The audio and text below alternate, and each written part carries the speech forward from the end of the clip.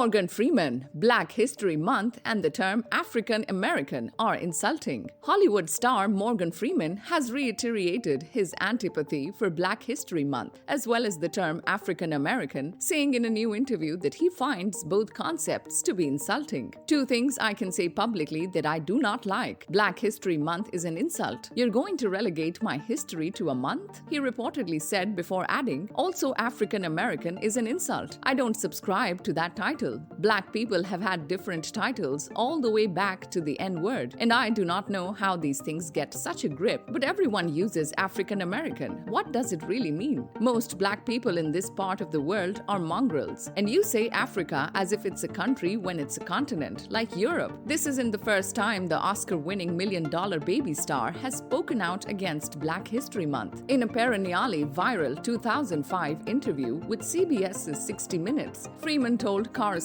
Mike Wallace, "I don't want a Black History Month." When asked by Wallace, how are we going to get rid of racism, Freeman replied, "Stop talking about it." 10 years later, the actor expanded his thoughts on the subject. If we accept that, in fact, we're all bigots, that we are hardwired to be biased, then we can accept that, okay, that's going to be the first thing in our brains, but the second thing in our brains can be our cautious efforts at acceptance. Subscribe to our channel for the latest on your favorite celebrities. Like, comment, and share, and don't forget to press the bell icon for notifications.